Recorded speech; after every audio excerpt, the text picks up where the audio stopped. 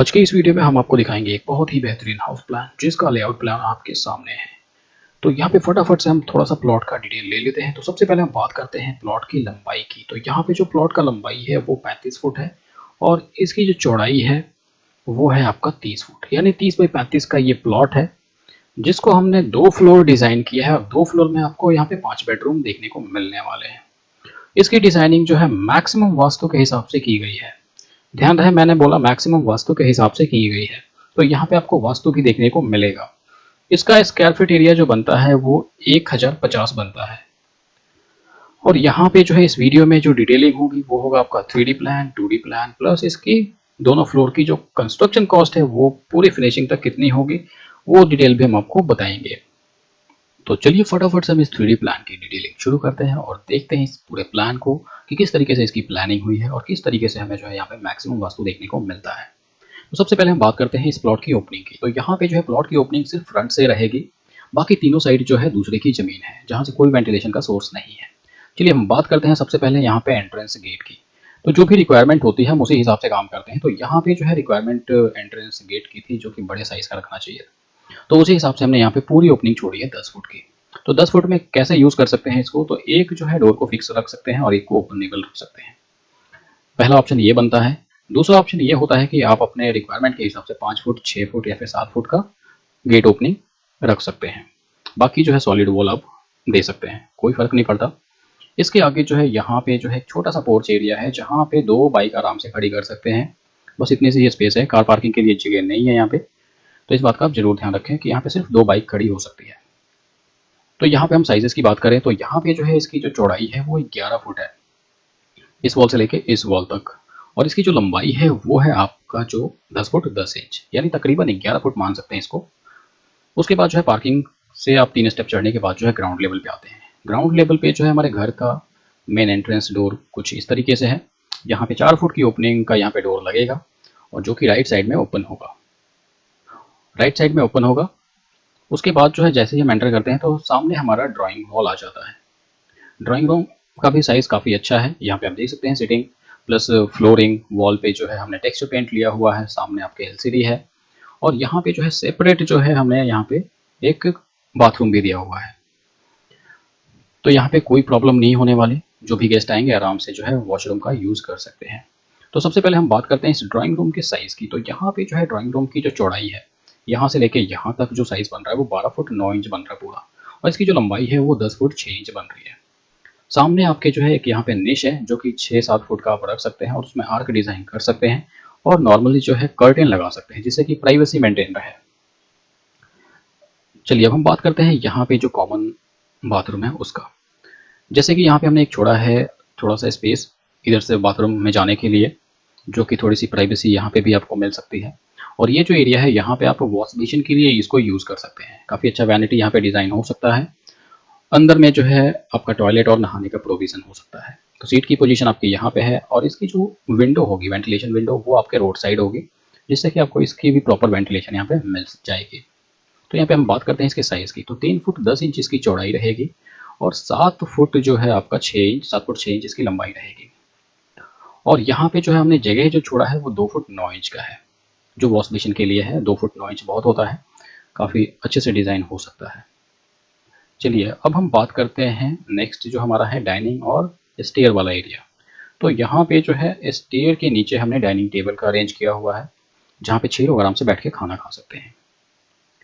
और यहीं से हमारी जो है सीढ़ी जो है क्लॉकवाइज जो है फर्स्ट फ्लोर के लिए जा रही है, जहाँ पे हम 19 या फिर 21 स्टेप ले सकते हैं रिक्वायरमेंट के हिसाब से।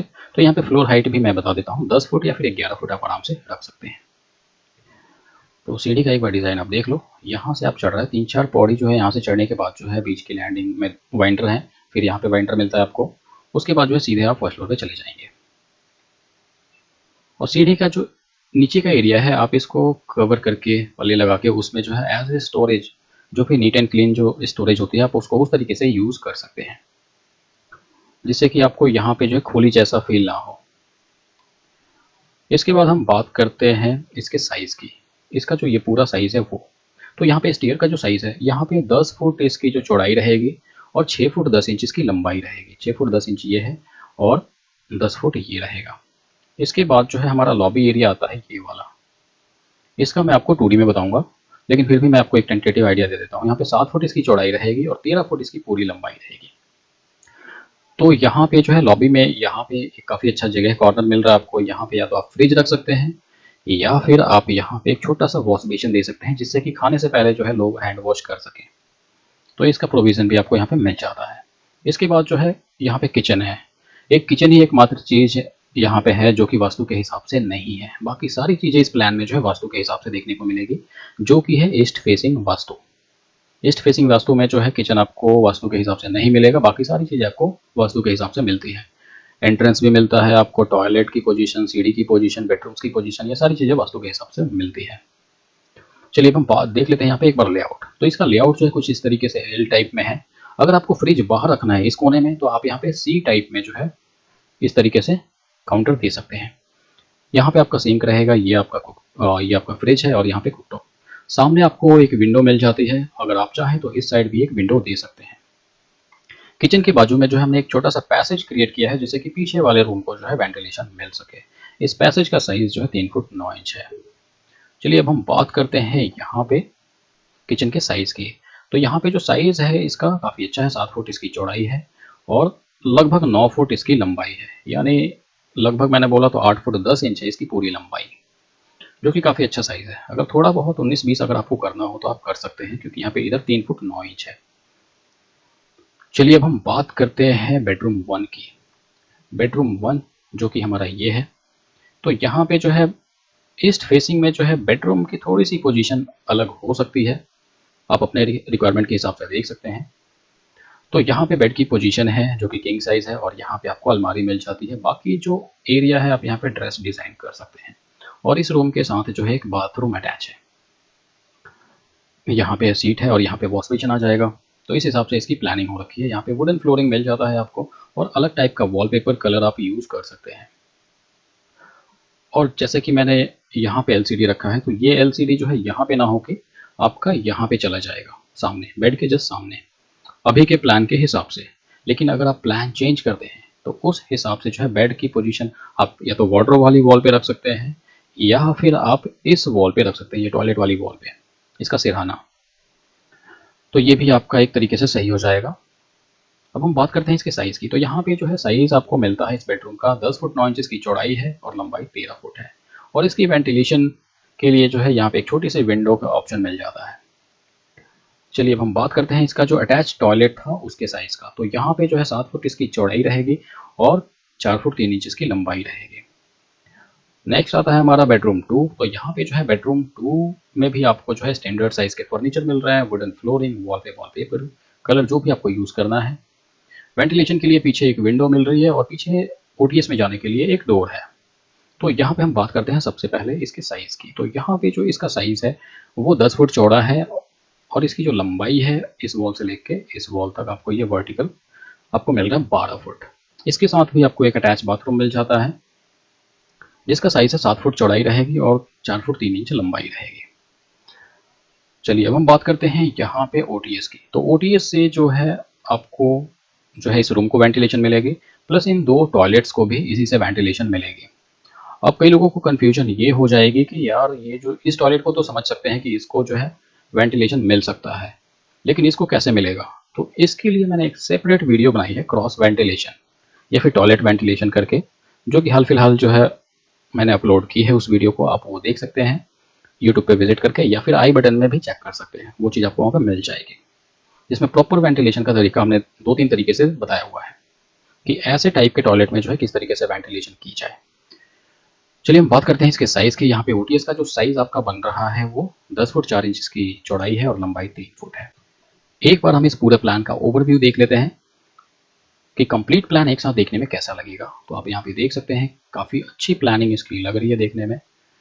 बाकी आप कमेंट करके बता सकते हैं कि आपको प्लानिंग कैसी लगी और हमारे चैनल को सब्सक्राइब भी कर सकते हैं। तो यहाँ पे जो है आपको कंप्लीट ओवरव्यू देखने को मिल जाता है।